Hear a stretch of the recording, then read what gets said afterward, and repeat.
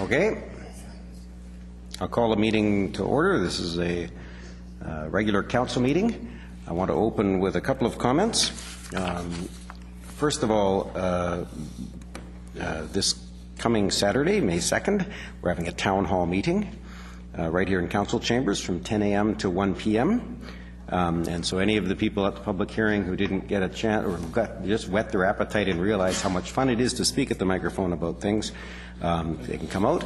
Anybody else wants to come out and speak about issues or even listen to the other people, or you can email your questions to townhall@coquitlam.ca during the meeting, or on Facebook at the City of Coquitlam's Facebook page, and we'll be able to do an electronic version of that.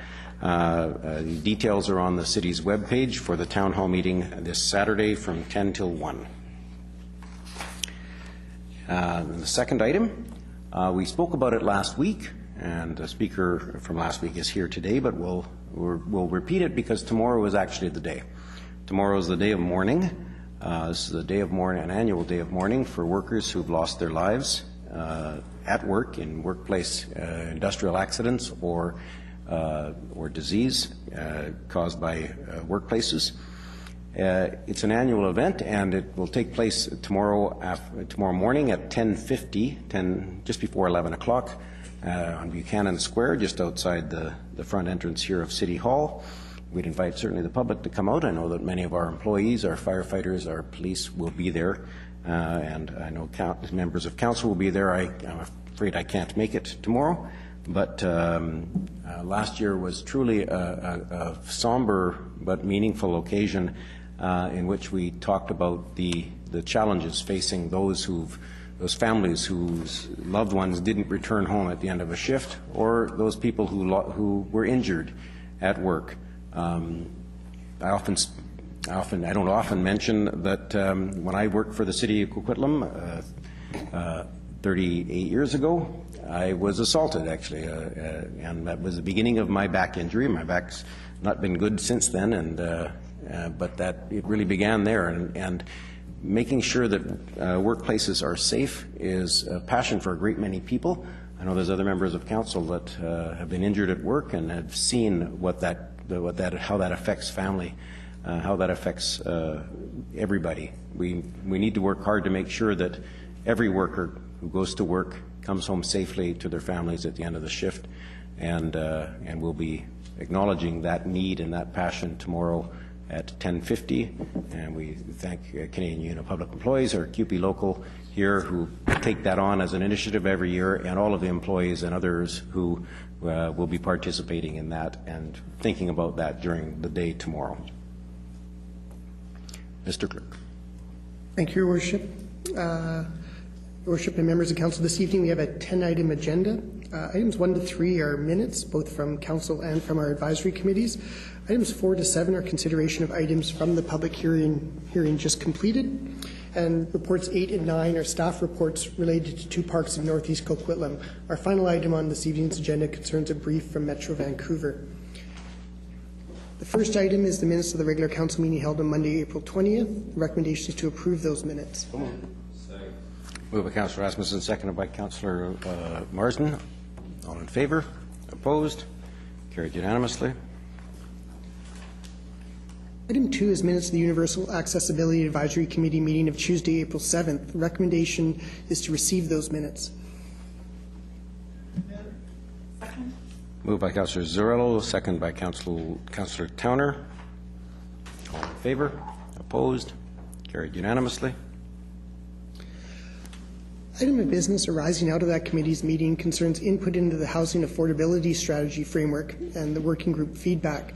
The recommendation from the committee is that council give consideration to a number of additions and or amendments to the draft housing affordability framework, and these items are listed before you. They're including additions to certain objectives, changes to priority levels, and desire to have an inventory of affordable housing in Coquitlam.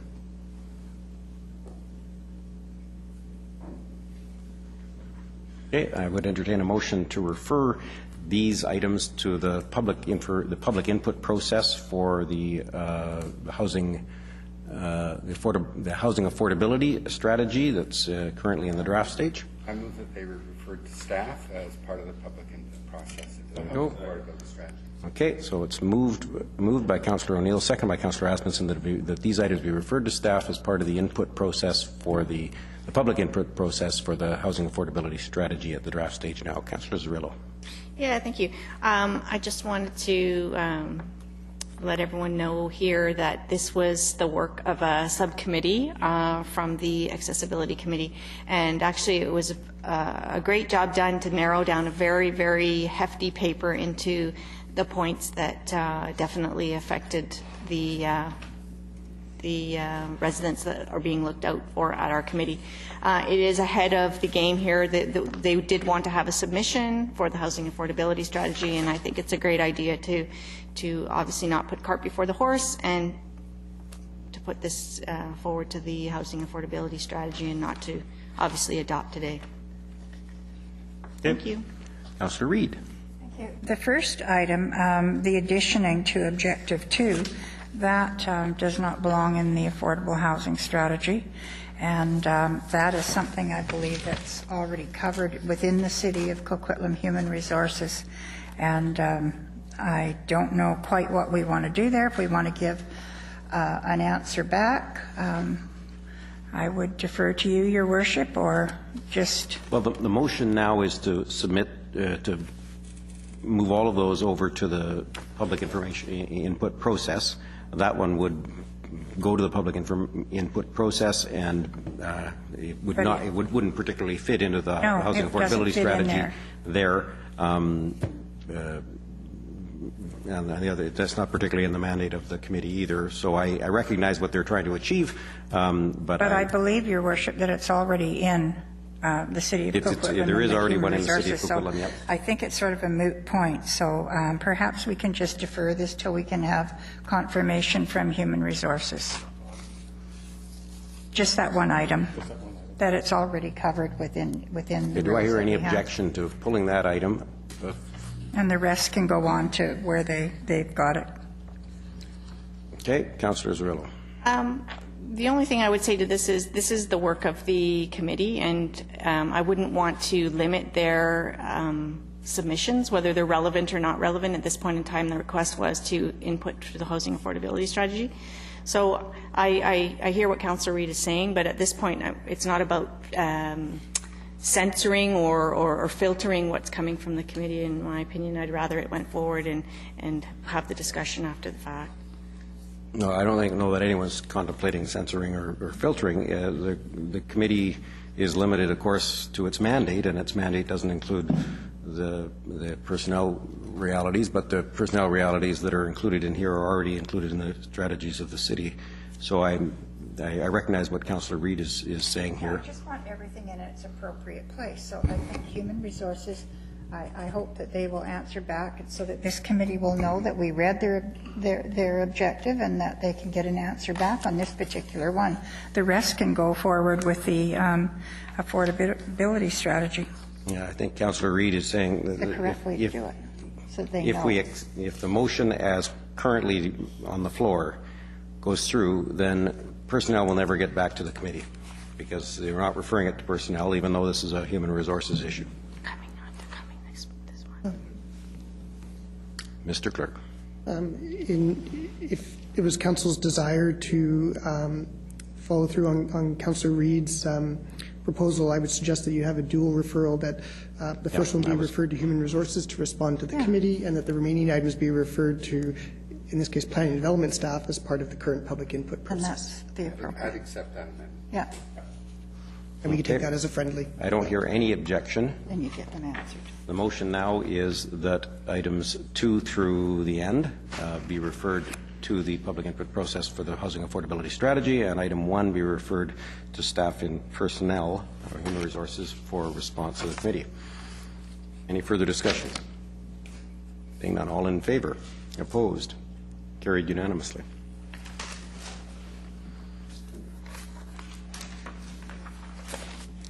The next item, item 3, is minutes of the Tri-Cities Homelessness and Housing Task Group meeting of Friday, April 10th. The recommendation is to receive those minutes.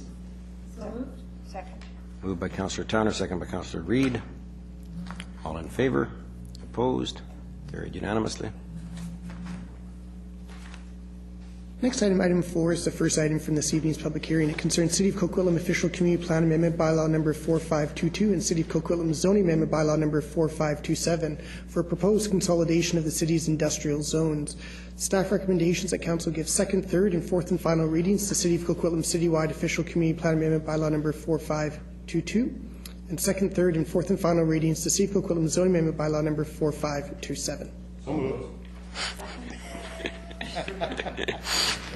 Well, I know it was seconded by Councillor Towner, but I think I'll go with Councillor Asmundson over here because the noise comes faster to me from him because he's too close, way too close.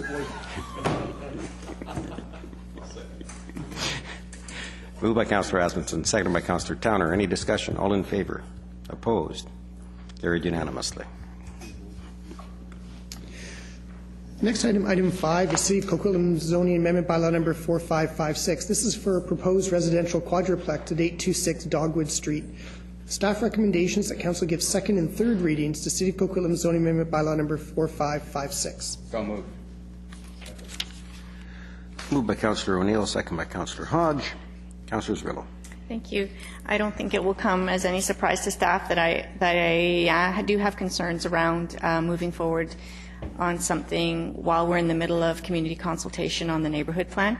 And I did take note today that the words anxiety and uncertainty came up from those that were presenting, a few of those that were presenting. And I do think that once we have that neighborhood plan firmly in place after the consultation, that a lot of that anxiety and uncertainty will be relieved.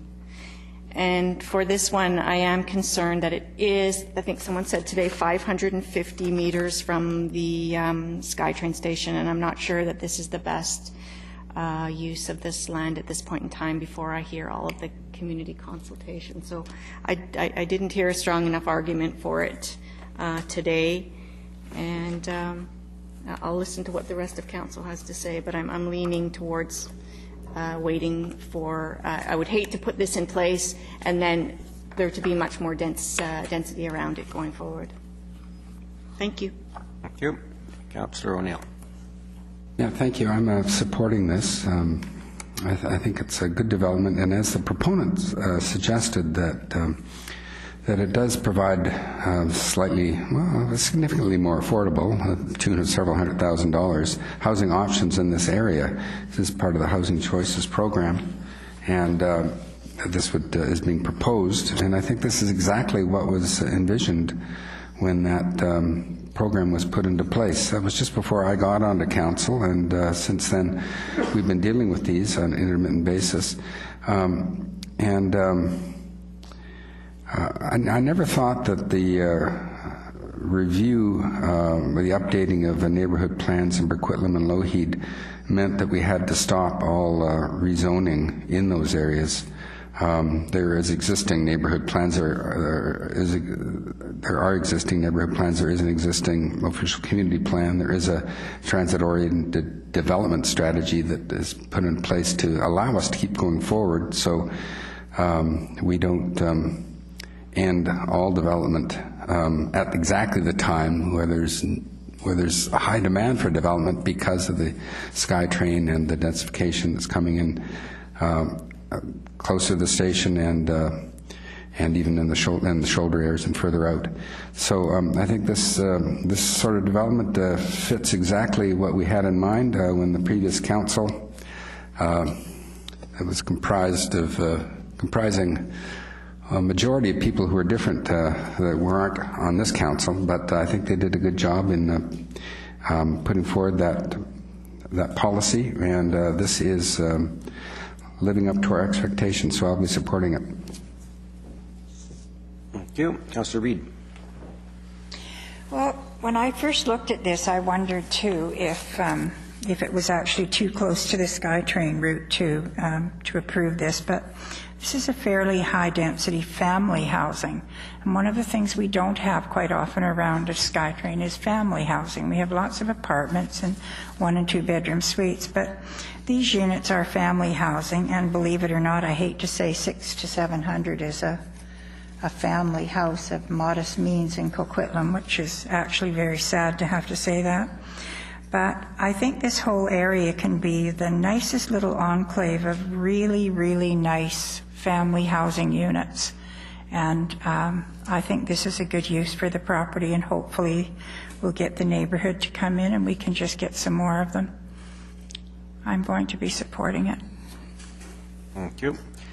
I have similar comments. I think we're at the proximity of the SkyTrain that we need to look at density. We need to look at a wide variety of denser forms of housing, and this one is a denser form of housing.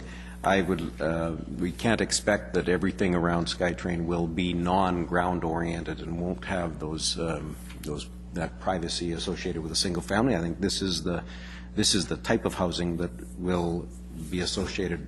I think we will need some of around SkyTrain stations, and if we're going to put it anywhere, we're going to put it on a 11,000 square foot lot like this one, 80-foot wide lot. This is the kind of lot that can accept that kind of. It's 10,700 square feet. It's like 1,000 square meters of property.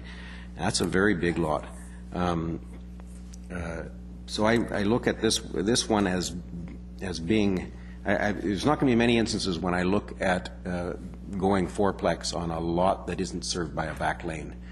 Whereas this one, it's clearly a larger property, and I think the way they've laid it out is appropriate. And they've also done something we've been asking for, and that is to make the homes a little smaller. These are 1,500 square foot homes. The staff report's a little confusing in that it refers to 1,900 square foot. That includes, I assume, the partial basement. So, you know, we refer to them actually, and I'm going to make this comment in the second last paragraph of page, or I guess it's the middle paragraph of page 2 of the staff report. At the end, it says two of the buildings have basements, plus 2 stories, and the other 2 are slab on grade, with no basements. And then the next sentence is the buildings are all 2-story, and that confuses the heck out of people who think of the basement as a story. The building code thinks of the basement as a story, and yet in planning sense, the basement isn't a story; it's the story beneath the first story. So I think when we do those in planning reports, I think we may want to be more careful in that those are 2-story homes on basement, 2-story plus basement or something like that. So looking at the floor plans, it looks like they're 1,400 square foot or 700 square foot per story, and then a partial basement underneath 2 of them. And those 1,400 square foot, 1,500 square foot homes are the size we're going to have to look at more and more often on these fourplex projects, not the 2,300 square foot homes, but the 1,400 where you can put 3 bedrooms and a walk-in closet and an ensuite bathroom and still make them work. And so I look forward to this one. I've looked at a couple of the other projects that we've done in this neighborhood, including the one, not we've done, but people have done, like the one on Miller. And I want council to go have a look at that. It's finished now, and you'll go walk the property. I've done it, and get a feel for how these live, because you'll also find way too many sumps, but we've got work to do there. I'm supportive of this project. I think they've handled the parking appropriately. I'm comfortable with it. Councillor Asmussen. Well, thank you, Mayor. You touched on one of the issues I have, and I have still concerns about doing these without having a lane. I understand the depth and size of this lot here, but this is also an oddly shaped street and area and a neighborhood around here. And and I know we do parking shadow studies, and I wonder how many times we overcount those same on-street parking in this area. So it's not a normal grid pattern like Miller or some other places. It's a little more unique of a type of area and developed. I am concerned about no laneways off the back. I think one of the things I'd like to see within these developments is the laneways and a wider laneway so we can have parking on the apron behind a garage. We can have that extra parking for visitors and get it off the neighborhood streets. I think that's really something we need to look at in these, because I understand that you could have 2 houses with 2 suites or 4 lots in there, and I understand that merit about that issue. I'm just concerned about no laneway, and You have a driveway, so this one doesn't add, it leaves the same abilities of limited parking on the street in front of the unit, and all the parking is 7 cars for 4 units, and we know there'll probably be more than 7 cars in this development here. So I do have concerns without a lane on these type of our housing choices issue. And I thought one of the things we were going to be doing is making sure most of these housing choices had lanes off the back to control some of the traffic. And we were, on the most ones I've seen so far, is we've closed off the driveways on the front street, adding parking on the street while having everything coming off the back lane. So that's the concern for me on this one here. Thank you. Thank you. Councillor Wilson.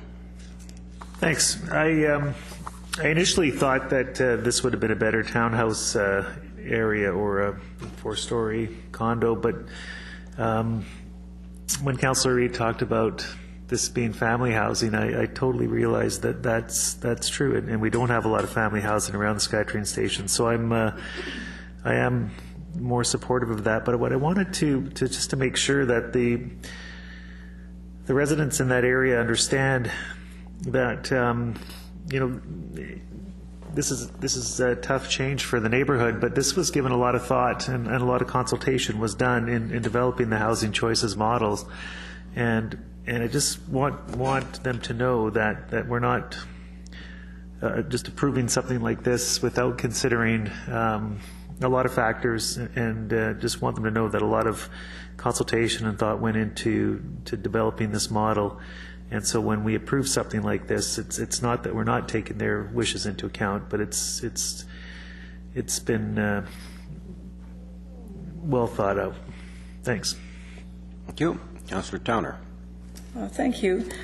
I initially drove by the property before I sunk my teeth into my binder here, and I had the same concerns as the lot not having access to a lane. All the developments that I've been exposed to like this so far as on my tenure on council, they've either been on a corner lot or have a lane, and I initially thought it wouldn't work. But then seeing the layout today, and with the courtyard and the neighbor backing on, agreeing to the setback variance for deeper lot, I don't know. I think it would be a really good set of family homes with the courtyard. I envision young children playing out there after dinner. Maybe there'll be a basketball hoop.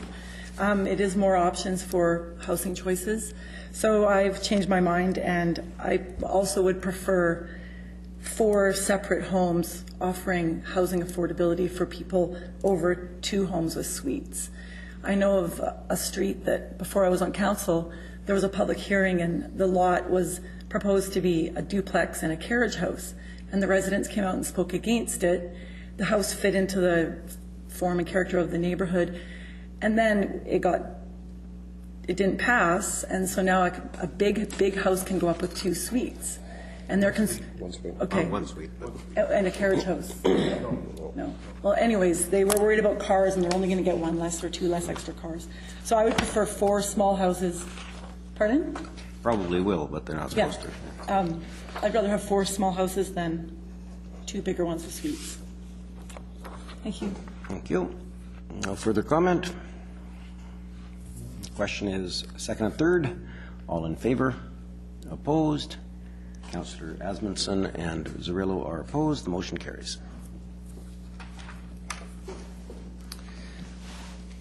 Next item, item 6, is the City of Coquitlam zoning amendment bylaw number 4533. This is for a proposed subdivision in streamside protection area at 1243 Wellington Street.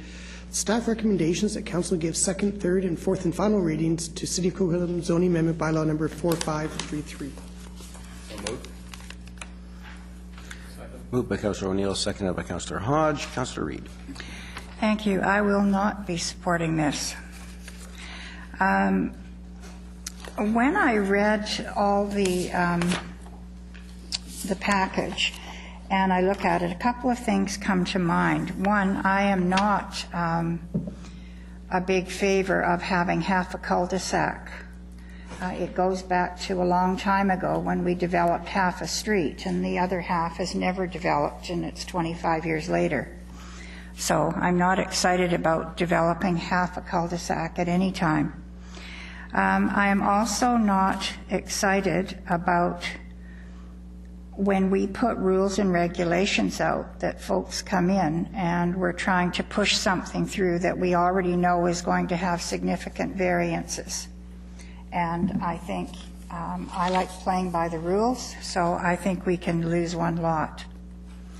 And I don't mind when someone has to come for a variance because they need an overhang for an eaves or some particular extruding part on a house, or protruding part on a house. But when we already know that we're squeezing every last inch out, it doesn't sit well with me. I also want to know that there's parking spaces for 3 cars on every one of these lots. And with some of them being so skinny-mini, I don't know how that's going to happen. As far as the shared trees and the voluntary trees, that is not my issue to get into. They have to hire qualified QEPs, qualified folks, to come out here and deal with trees and all of those things, and that is not something we as a city have to get involved in. I do like when I get the package, I guess I'm supposed to know how much parking can go on. But when I have odd-shaped lots and lots where the building envelope is going to have to be constrained or stretched or it's kind of odd, it would be nice to know if I do have parking on site that's not tandem parking for 3 cars. I wanted to comment quickly to the neighbors. I don't know if the deer have a right-of-way through Wellington Court. Hopefully they do. Hopefully everybody isn't fenced off and they can come trucking through. But, you know, if one cul-de-sac has it, they all should have it. So, and I think you're very lucky to live in a place like that. I'd love to see some deer come walking through my backyard. The way that the staff has done the cul-de-sacs, Canterbury and Wellington, and the fill-in spot, I like the fact that they have 2 lots facing the front, because you don't want Wellington to end up being a street that's just all the sides of houses all the way up. You actually want some interest on the street, so it breaks up, you know, the continuity of having everything the same and the same height and not a lot of windows on the side. So I think the way they're doing it, I get it, and it looks quite nice. Where the bus stops, I'm amazed you have a bus. I'm so excited that there is a street there with a bus. This is good for the Burke Mountain. Where the bus stop is, of course, I guess is something that we'll have to look at too. So I have big concerns about what's going to happen to the southern part of that, because I do not like developing half a cul-de-sac. So I will tell you that, and I really want answers to that before 4th reading, which I'm not giving my vote for this in any event, but I really want to hear that. And I'd be willing to re-look at this if it came back with answers to that and an appropriate lot amount. Thank you. Thank you. I'm going to. I think I know where this is going. It's likely that council will accept the realities of the zoning, but not accept the number of lots. And I'm going to ask Mr. McIntyre for some guidance on where we're going to go here.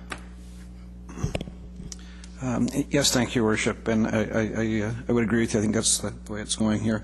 But obviously we want to hear all council's comments. In this instance here, we had recommended 2nd, 3rd, and 4th and final to, in a sense, deal with the zoning application, because there was the development variance permit that we've highlighted, but you can't have that if the rezoning public hearing or the rezoning bylaw still hasn't been completed. Right? You can't have a second mini public hearing for DVP following a rezoning public hearing. So that's what so procedurally we're correct, but maybe it was a little rushed. So if there are concerns, and Councillor Reid just enumerated a few there, and I'm sure we'll hear others around the table. If council wishes, we can make note of them. We got some ideas ourselves. If council is supportive, perhaps 2nd, 3rd reading tonight, and we could then report back on the other matters and give council a final say before considering fourth and final whether the development is supportable or not. So I guess, Your Worship, what I would be suggesting is, although the initial recommendation was for second, third, fourth, and final readings of the rezoning bylaw, if there's enough concerns around the table, if there's an interest in referring it back to staff to work on a few of these items to iron things out, we can do that and bring that back before fourth and final. And that's where I'm thinking that I'd want council to have the option. I haven't heard from them all, but we heard from some of them during the public hearing, and it was clear that there was some hesitation there. So as we go through this, I'll speak now on my concerns. I think we're cramming here. I think we're trying to make too many variances and too many little bends and trying to squeeze that seventh lot in. And I understand the developer's imperative that every lot is produced, and the seventh lot is all profit. It's where you make the money. My challenge here is, and I said it earlier, that you might even be able to do 13 comfortably here, but it's clear that it seems clear to me anyway that the owners of the two parcels aren't going to get together on a development plan in the short term anyway.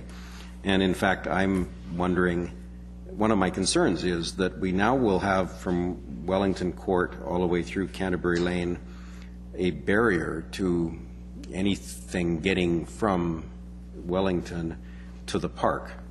We can get at the park from Darwin on the other side, but if there was, if there was a fire in the park, if there was any emergency in the park, if you just wanted the neighborhood to have access, the wildlife to be able to find a corridor that wasn't climbing over someone's fence to get from the Darwin and the Hyde Creek corridor over to the park on the other side of Wellington. So is it possible that in the course of this discussion we include a 2-meter pathway between lots in this cul-de-sac? And I'm not trying to design the subdivision, but that's one of my concerns, is that we then have 3 cul-de-sacs in a row that don't have a through way to get between the Hyde Creek corridor, recognizing the steep slopes of that, and recognizing perhaps that there is no natural place for such a amenity. I also have some comments, and I recognize the view of the Wellington Court neighbors that they've been near a vacant lot for a generation almost. There's lots of people that are like that. There's a vacant lot that hasn't been developed next to them, but you can't come to council and say, or we urge you not to come to council and say, we really like the lot next to us to be vacant, so please don't let it to be developed. In this case, the lot next to them, the parcel next to them, will be developed, I suspect, very similar to the way Wellington Court was developed in its day and the way Canterbury Lane is being developed.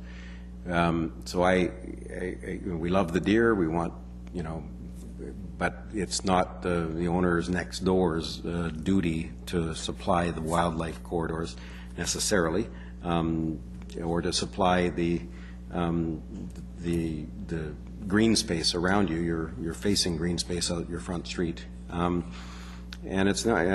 And similarly on fencing, I appreciate the owner of this property's willingness to build fencing. I'm going to support the zoning of it. But my comments to staff are that I'll support it the second and third. I would be uncomfortable voting for fourth at this point because I want to see staff work out a lot layout that I think would be more sensitive to the challenges of this particular parcel. Councillor Asmundson. Thank you. Similar concerns. I can't support the 7-lot layout. I think it's just too much, too tight. I want to thank the people for coming out and voicing their concerns. And I live in the mountain. I know that change is happening. I think you realize change is happening. And that's just part of the issues, and us listening to you and trying to find out a better development moving forward. And I think a 6-lot development here would make a better development. And I think I like cul-de-sacs. I think they create a little more sense of community and privacy on the street. There's no rat running through. It does create a little more issues about parking because of the no parking around cul-de-sac. But generally, most people that live on cul-de-sacs like living on cul-de-sacs. So I understand. I don't know if putting a pathway or 2 meter at the end of the cul-de-sac that bears will see the signs to go through whatever this new street will be to access the water course. But Put signs up. yeah, I'm sure they'll be able to read them going through. Living on the mountain, I've had beer. Are you done now? No, Okay. I got a long ways to go. You took a long time, so I'm just trying to match the same amount of time that you took. Wildlife's been on the mountain. It's been affected in many different ways. Affected when Wellington Court was moved in. It's just a fact of life. Deers especially, man, can they go over any fence just without it. I've watched them. Bears going up more of it. Most of our speed fencing around here is like a 3-rail, 3-foot fence. They are not high fences blocking animals' access in and out. They're not a 6-foot fence. They're just it's more of a separation, keep us, the public, out of these wildlife sensitive areas than the animals. That's the idea of it. So I can't support a 7-lot subdivision. I could vote against this. To Mr. McIntyre, if we're voicing concern and vote for second and third readings, but this is still a 7-lot subdivision, does that allow you the opportunity to go back with the proponent and explain that to get third and fourth and DP that he would have to change his development? Or does he have to, do we have to defeat them and reapply? Your Worship, through the Chair, Councillor Asmundson, yeah, and this is why the suggestion was if Council would like to consider supporting the application but still voice some concerns and have those concerns addressed, I think taking it to second and third reading, it advances it along, but it also makes clear what the items are to be addressed here. And also it's interesting too, this is a rezoning application where City Council is the decision maker. There's also a subdivision application where the approving officer is the decision maker. So an approving officer will take their cue from Council in terms of what is felt to be the public interest in the area, and we've heard from the residents around, so we have a sense of what those concerns and issues are. So I think between that, and I'm also getting a sense that there's a reluctance to have this come back with a development variance permit. I was just about to ask that, yes. And that can be conveyed to the applicant too. So I think you put all those pieces together, I'm confident we can come back with a plan that will hopefully gain Council support, but address the concerns at the same time. Knowing that, Mr. McIntyre, I could then support first and second reading, or second and third reading, knowing that the applicant will know that if he doesn't make the changes, Council more than likely turn it down at that point. So I can live with that, and I will, rather than, I guess, for the proponent, making him go all the way to the beginning in with those costs, it helps him save his costs and keeps the application alive. So I'll balance out both those issues and support what the Mayor was suggesting. Thank you. Yeah. Now, keeping in mind this is only zoning, the lot layout here is for our information. It's not Mr. Johannes. Yes, thank you, Your Worship. I just wanted to add that, yes, of course, we'll take the input from the discussion today and work with the applicant on that, on appropriate lotting. I just wanted to just clarify that the qualified environmental professional that was used for this application is recommending a no disturbance zone for the SPIA at the back of the lots, so it would be fenced as per usual with bear resistant and also no disturbance fencing. So it's actually at the top of the bank and then it goes down into the ravine. I believe the trail is on the other side. So I just wanted to point that out. That's something that we'll have to work with moving forward. And I just wanted to clarify too that we want to make sure we're taking the access very seriously to make sure it's functional. In this case, that the applicant is being asked to take on a 2/3 road so that there is a viable two-way traffic into that cul-de-sac, but comments taken. Okay. Councillor O'Neill. Thank you very much. I had, it's been very interesting how this discussion has developed, as my original point was going to be, this is a rezoning to RS3, and if there are concerns about possible development permit variances, we could deal with that when they came up, but clearly the message is being sent now. I think the RS3 rezoning makes a lot of sense. That's good rezoning, and that's what I wanted to vote on. And I'm not sure why we can't even go to fourth reading on that and wait the development permit variance. And I guess what I'm hearing now is it'd be turned down, so let's be more efficient to, of course we're not prejudging anything, but let's be more efficient and send the message now from the majority of council, who seem to be speaking right now against the possibility of development variance permits. I said development permit variances, didn't I? DVPs, not DPVs.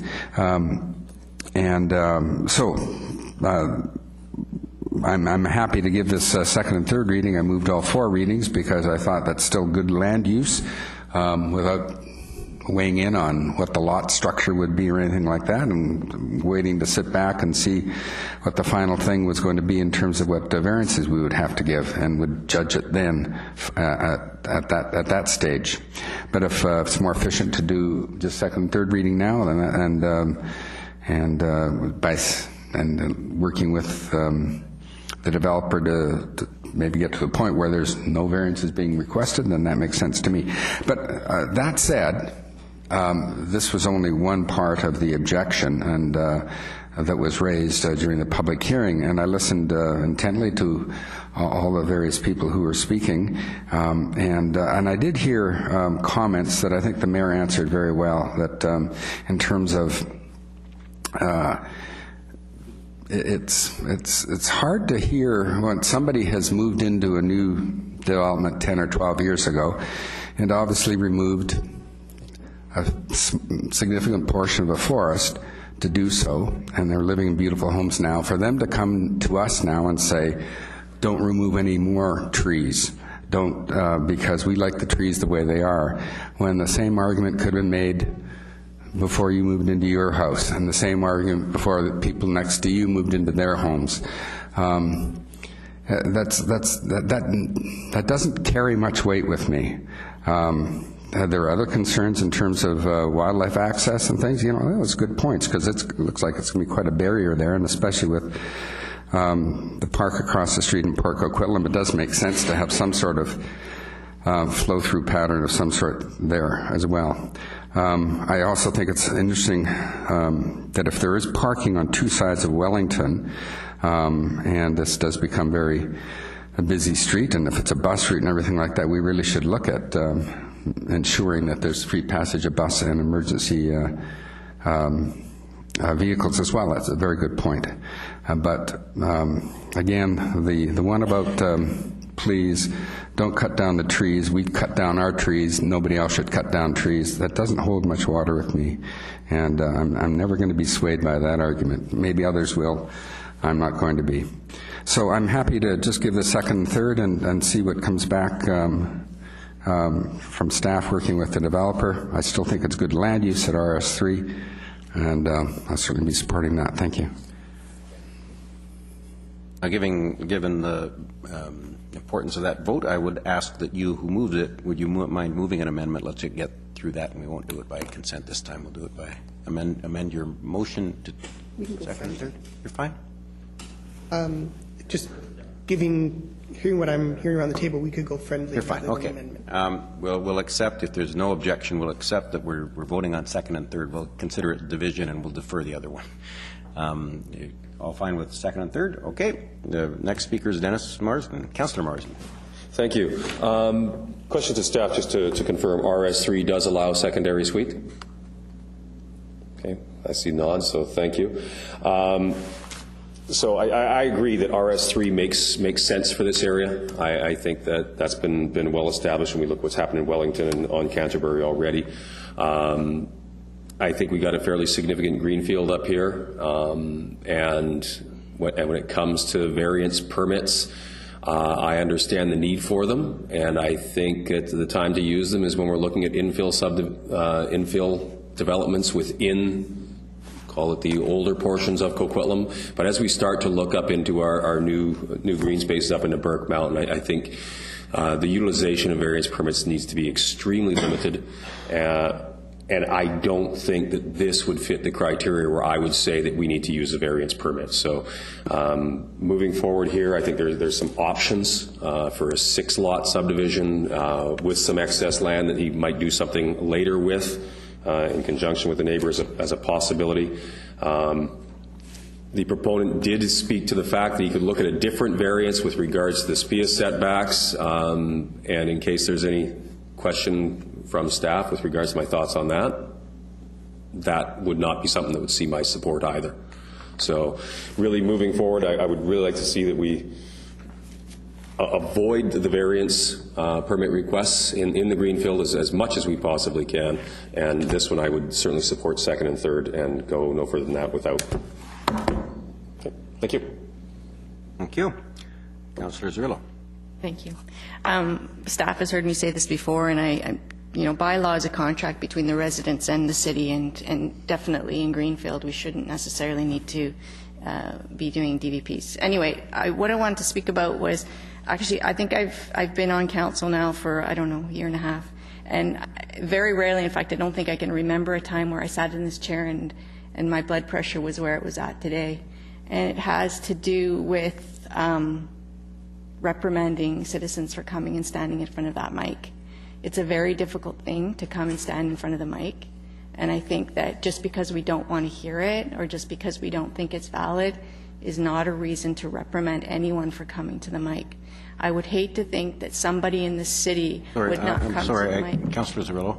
Yeah. I can't remember anyone tonight reprimanding anyone for coming to the mic. Well, I'm going to just say that you mentioned that you didn't think that people ought not to come to the mic with certain pieces of information, and I just think that there was nothing offensive said tonight. I think that...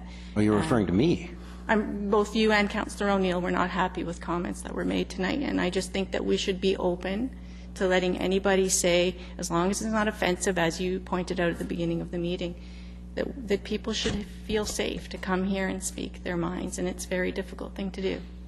So I just want to thank the residents for doing that, and I also want to thank the owner of the this proponent that tonight, I know they've left, but I just think it was really wonderful to see the faces and the personalities behind these applications. Okay, I apologize to anyone who felt unsafe. I certainly didn't mean anything. All I said was that those particular comments, those kinds of arguments, don't. They're harder for us to process because it means that we have to not consider someone else's development rights when we're hearing that from the person who had other development rights. So if anyone felt offended by that, my deep apologies. I can't even imagine it. I'm afraid no one can speak at this point. No, but my apologies for that. I certainly didn't mean anyone to feel unsafe. Councillor Hodge. Oh, thank you. Certainly, I think that RS3 is appropriate zoning, so I certainly support the zoning going ahead. I was challenged by the number of lots in here, and I think that the suggestion that we go back and reconfigure the lots, I think, will probably resolve some of the concerns.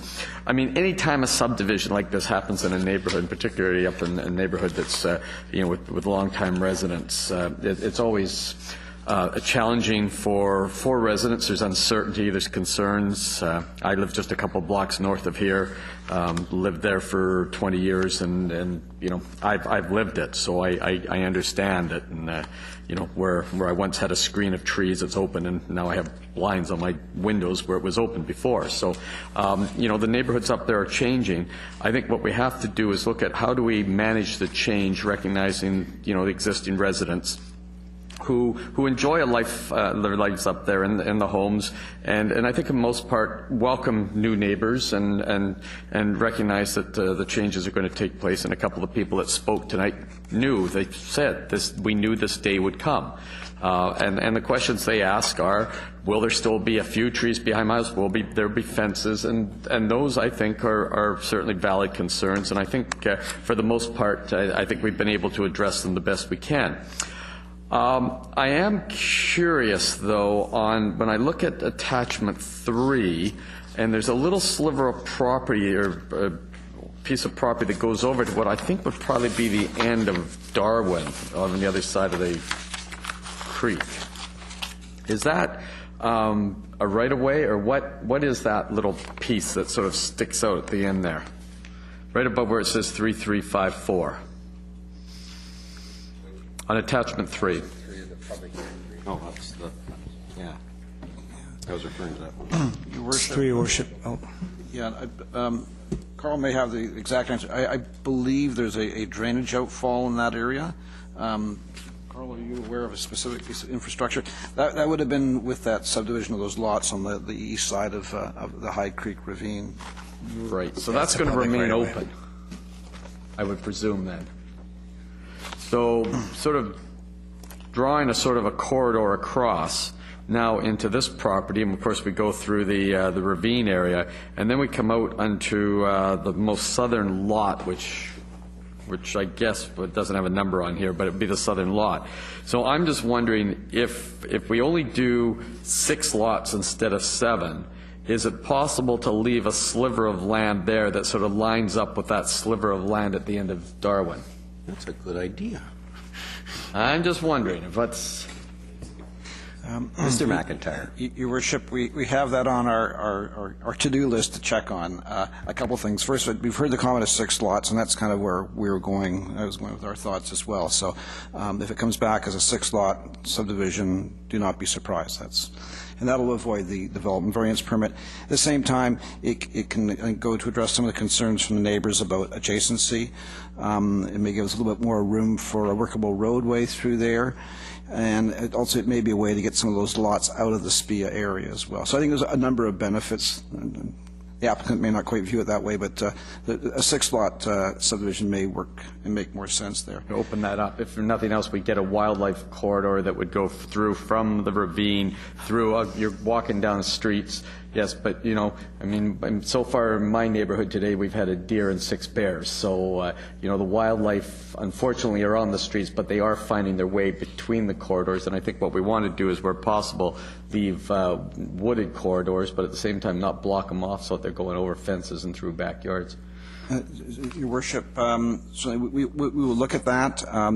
With those sorts of pathways, they can fulfill a number of functions, and as it's utilities going out that way, that wouldn't be the case here. An access to a trailhead, I don't believe that would be workable here, because the trail system's on the east side of the creek, so you've got to be careful about introducing people into a dead end, especially if there's a steep drop-off, which I believe there is in that area. So, but there was a comment too about for fire rescue for access into that area. So I think there's a number of different factors at play here, and also a potential wildlife corridor as well, that we would look at to see what would make the most sense in this layout here. Okay, in which case I'm certainly happy with the zoning change. My questions would be best addressed at 4th and at the development permit, so I'm happy to proceed with 2nd and 3rd at this time. And you certainly explained the certainly explained the wildlife corridor thing better than I did. Except for the signs. That's what I was saying. It was a 2-meter path between the at the end of the cul-de-sac, lined up with that right-of-way. Yep. Stop with the signs. Okay. Councillor Towner. Oh, thank you. Councillor Hodge beat me to it. I was going to ask about that pathway to the east of the proposed development. So I'll just chime in and say everything that I had concerns about has already been stated, and I do support the zoning from RS2 to RS3. I think it's an appropriate land use. So, thank you. Okay. See, none of there's the vote. The motion now is 2nd and 3rd reading. All in favor? Opposed? Councillor Reid is opposed. The motion carries.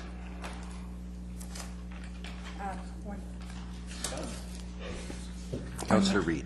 Could I please get some clarification on the property to the south when you come back? Thank you. Okay. Yep. Mr. Clerk. Thank you, Your Worship. The next item, item 7, concerns City of Coquitlam zoning amendment bylaw number 4555. This is for a proposed subdivision and streamside protection area at 1238 Rocklin Street. Staff recommendations that Council give second, third, and fourth and final readings to City of Coquitlam zoning amendment bylaw number 4555. Moved by Councillor Reid, seconded by Councillor Asmundson. All in favor? Opposed? Carried unanimously.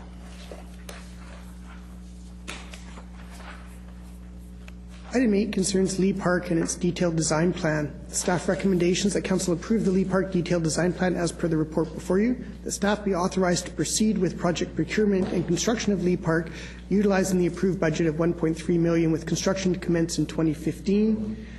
And 3, authorize the allocation of $265,000 from the Infrastructure Reserve Fund in order to complete the Roxton Avenue Park frontage as part of the project, noting that in the future these types of works will be included in an updated DCC bylaw.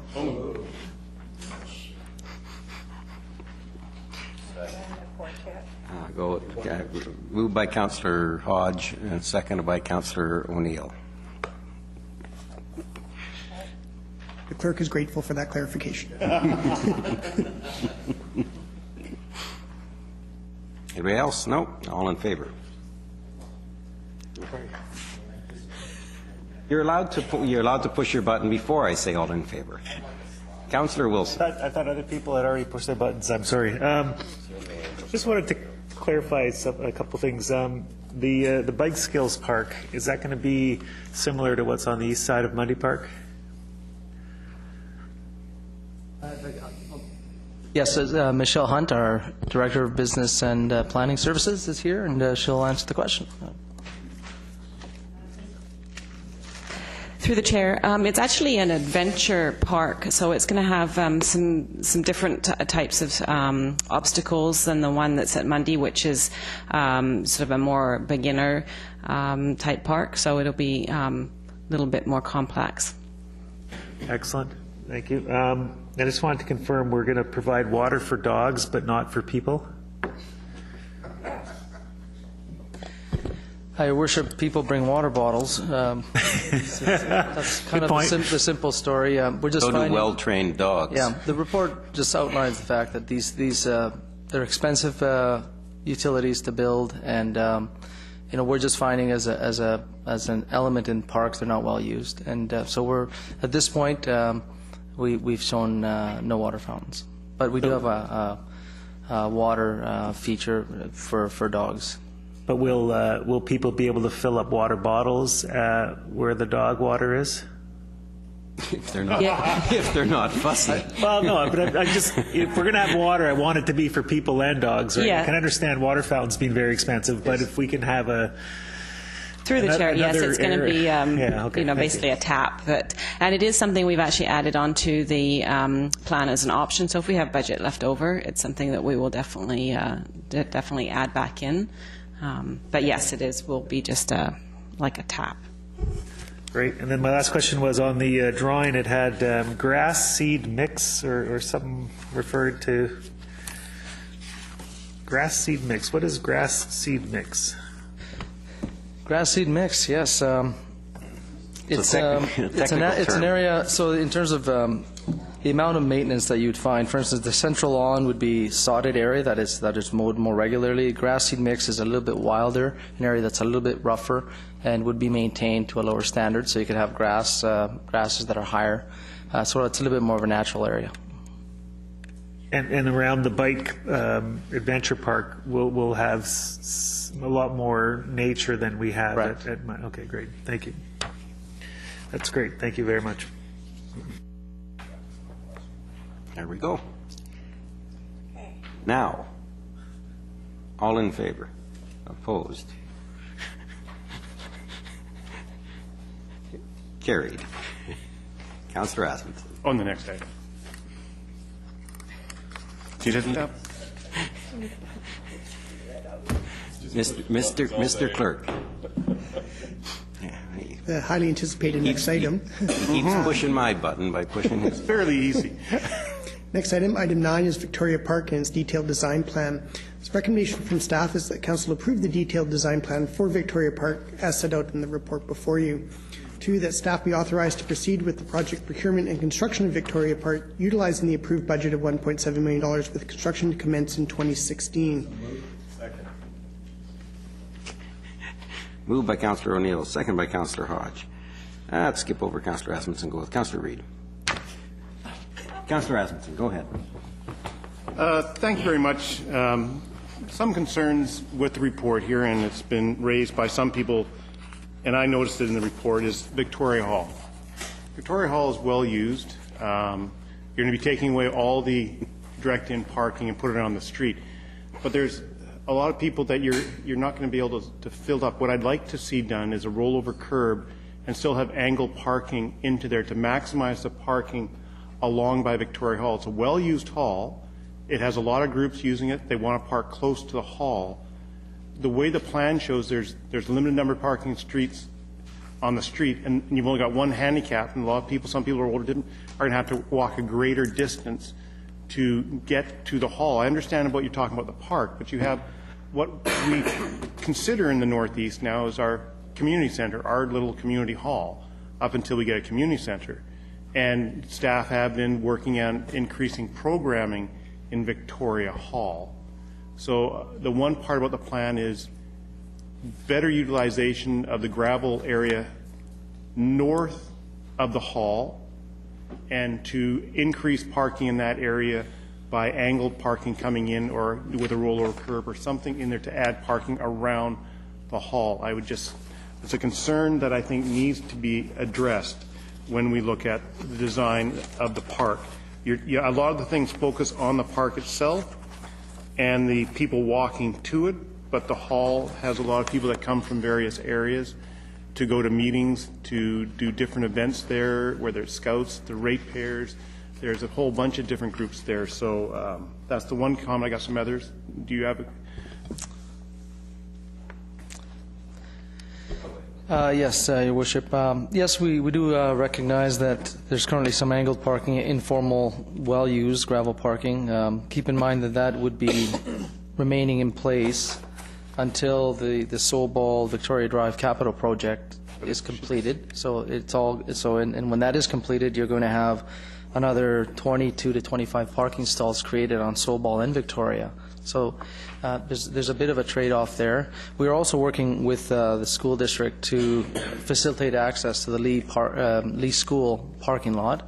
We're working very closely on a number of school park sites. So we are conscious of that. The challenge with angled parking currently on Sobol is the redevelopment of Victoria Drive, which is a capital project. It's a DCC project with POCO. It's a major project, and the alignment of Sobol is a challenging intersection. It's a challenging road allowance, and I don't believe that we can actually keep the angled parking and redo that road cross section as planned.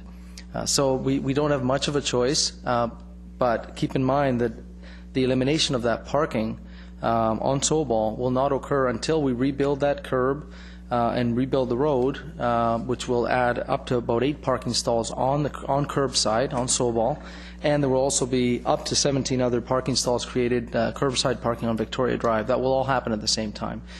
I do agree that we're trying to increase programming at Victoria Hall, but that programming typically is after hours. It's not in the morning, and the school district parking lot is available. Again, we're doing the best we can to try and work with them. But that angled parking is very challenging to retain and complete the road cross section, and that's the intent under the current design. Well, I understand that the corner down here, because you're going to have to realign Sobol in that area. You're coming out further. I understand that part. I still think that we have angled parking in a lot of areas coming off roads where you could do north of the Victoria Hall to add in some more parking there. Something I'd like you to keep in mind as we move forward and look at this, because we haven't had great success. I think Councillor Hodge and most of us in this council, I've been here for years trying to get access into school parking lots, and it hasn't been a great success. So to rely on the ability of possibly getting school parking is difficult. It's also not an easy walk out of that upper parking lot down for some people to get into Victoria Hall and cross that road. So it's not an ideal area for that. So I would really like you to take a closer look at that with engineering on the roadworks and see what you can do about putting more parking along there and see how you can do that. My other comments is about baseball. We had the sports field strategy, and the numbers in baseball are dropping. And I like the East-West for the Super 8s. I think that's great. Super 8. Well, it's Super 8. It's not Super 8. We're eating on the field. Okay, let's not dwell on a spelling mistake. It's just a typo. Unless it's a dinner leave. Yes. Is everybody finished yet? Okay. No, commenting from the sidelines. The issue, though, is that baseball in this area has always not programmed anything above about 10 or 11 because they can hit the ball onto Victoria Drive. So it's very limited in the use. Now you talk about adults coming in there, and they do come down there, but it does create problems in the traffic there. So I don't agree with any permanent baseball at this area. And if it is going to be, it has to be really restricted to kids 10 and under. So and with our numbers in baseball, the amount of diamonds that we have on Leigh Elementary School, mind that might be gravel, but they are diamonds. And most of the baseball, when kids play in little T-ball or whatever, isn't played on Victoria Park. It's played up on Leigh Field. So that's something I think you should take into consideration as you're moving forward with this. Thank you. Thank you. Councillor Reid. Thank you. Well, no surprise. Love the plan. Looking at the playground. Where is Mosaic's little plaque, and where's all the little tot lot stuff? Yes, and I think Council did direct us to make sure that we did retain a number of the features in the playground. So we do have a plan. There's about 9 or 10 elements in the park. We are retaining about half of those in the new park, and the other half are likely going to be moved elsewhere to another park. Okay, but Mosaic donated those specifically for the tot lot up there because we were having lots of babies. There was something in the water. Yes. And I think the direction from Council was to try and reuse most of the elements that we can reuse, and we are reusing the majority of the elements in the existing park within the existing playground, and putting them back into the new playground. Not all of them. There's a number that just don't mesh well, but we will still retain those in the system and just relocate them to another park. And what about the little plaque for Mosaic? The little plaque can be retained as well. We'll work with Mosaic and the community so they know when we do the park project that we'll acknowledge that contribution historically to the existing park. Okay, thank you very much. Thank you. Councillor Hodge. Yeah, I'm very pleased to see this coming forward. I think just about all of council and a good number of residents from Burke Mountain were up at the opening of Queenston Park on Saturday, and that's just an amazing park, and the tot lot and the sort of the originality that was used in that park, I think has certainly raised the bar once again. So when I look at these on paper now, I just can envision sort of some of the great things that I know your department will do, especially in that tot lot. We're somebody who had kids going to the school next door, and we didn't have a playground there, and it was we're very grateful. That was before I was on council, but there was some work done to get some of those pieces in there and moved in, so we were able to have at least on an interim basis there was something there, and I think now we're going to sort of step that up to the next level. Looking at open lot, I know in the earlier plans there was some discussion about having a covered picnic shelter, and I know in the report it mentions that is one of the items that is now part of our donation plan, and I was just wondering maybe there may be somebody watching or somebody who wants to also have a plaque in the park, and maybe we could just touch on how we could get that shelter and where it might go. I assume that maybe plumbing, if there's going to be a tap in there or whatever, that there is sort of some underground work that's being done in advance of that?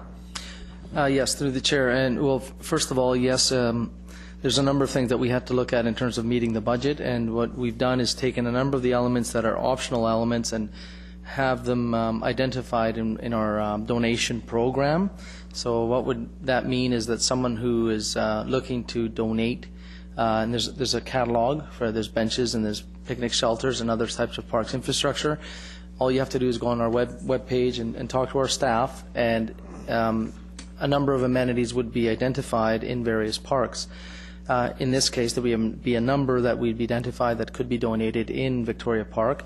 But I should also note that, depending on when we do the final tenders and the budget comes in, we might actually have some dollars to do a picnic shelter. So it's not necessarily that we won't do it. We've highlighted to council that if the numbers come in as we think they might, we might not be able to do it under the budget, but it's possible that tenders come in a little bit lower, and a couple of these amenities that we've shown as optional would be put into the park.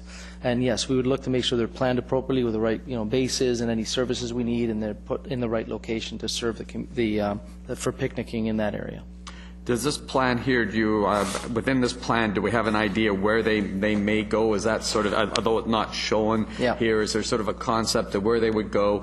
And some of the shelters, they have a tap, they have a couple things there. Is that something that we would do underground work on in advance? Yeah. So when somebody comes with the money, we know where it's going to go and all the other stuff's in the ground? Yeah, and if you just refer to option 2, actually attachment 3 in the report, which was the original concept, you'll see the picnic, the shelter is shown up in the kind of upper area in the open lawn. So we would look to make sure that we've set up things properly to ensure that that can be located there, if we don't do it under the budget. Great. One of the other things that's I think it's been very popular up on Burke Mountain, mostly because it's most of it's a slope, is the ability to create play courts or sport courts for basketball and road hockey. And I'm really pleased to see that this one's actually a full size, so that somebody can actually have a full game of hockey or basketball in here. And I think that's going to be a welcome addition in the area.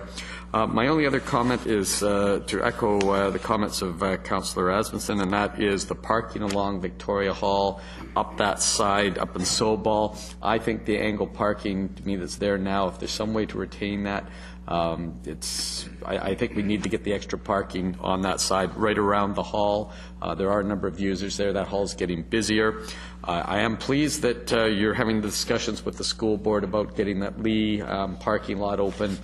It sits away from the school.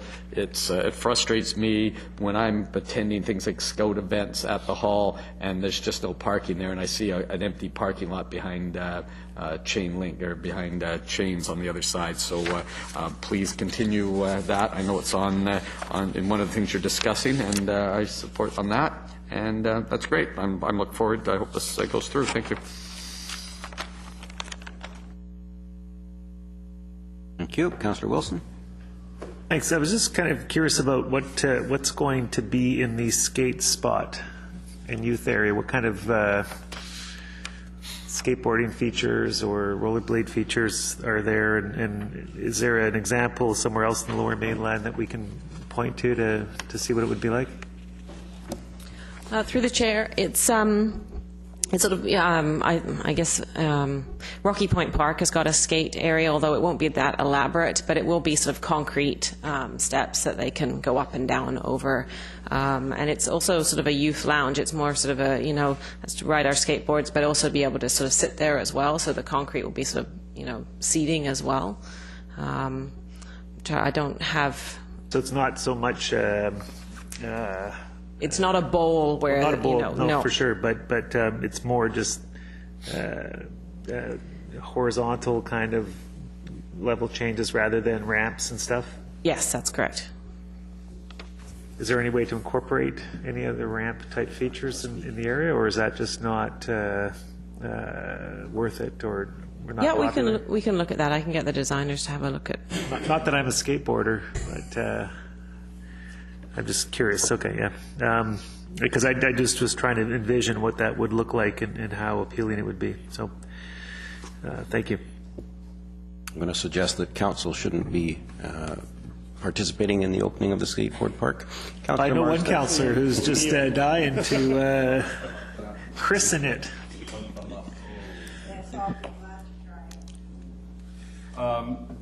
Thank you. Good report. I want to thank staff for responding to a question I had when I drove by the area and was interested to see a sign on Leigh Elementary advising of a playground investment that our province was making. And I thought it was interesting that they were going to be injecting money into the school playground while we were doing all this, and I was wondering how much does the area need. And so I thank staff for getting back to me and advising that the sign is 5 years old. So I think that's good. But the playground question is due for replacement now. The question I have has to do with both this one and the one we just passed. We've got some project management fees on these two, totaling about $109,000. We've got a number of other park projects that we're looking at going forward with Rochester, et cetera. At what point do we look to potential savings with contracting somebody that might come on for a period of 12 months, 18 months, whatever, and might best address project management for all of these things we have if we don't have the skill sets in-house already? Through the chair, what we do is when we hire a outside external contractor, project manager, similar to what we did with the Poirier Forum, is we'll start identifying cost savings through the working drawings at that time. And we will then go out to tender on the individual subtrades. And at that time, we will compare that to what our contractor had estimated. And then we will determine what cost savings, and if any, are resulting from that process, that public process. Okay. So this was specific to project management, so bringing people on for this. So is that something we're looking at then actively to get a true understanding of the projects we've got in our pipeline, and whether or not we should continue to go piece at a time, or That's right. Okay. All right. Thank you. Thank you. I've got a couple of questions, but I'll keep them really short because we're getting late here. The existing hedge at the top of attachment 4, is that blackberry? It is. It may be. It may be. Yes, it is. Yes, it is. It's a lot of people wouldn't call that a hedge then. Well, it's a mixed. It's a mixed. Kind of like that grass seed thing. Yes. Because I remember it as blackberry, and I know that. Anyway,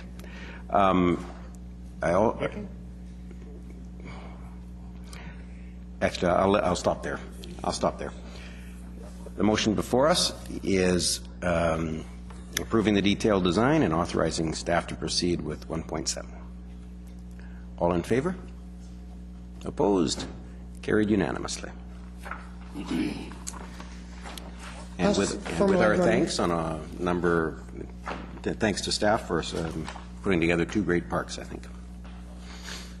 Last formal item on this agenda concerns the Metro Vancouver Board and Brief for their meeting of April 17th. Staff recommendations that Council receive the brief for information, noting that our representatives are available to respond to questions. Moved by Councillor Asmussen, second by Councillor Marsden. All in favor?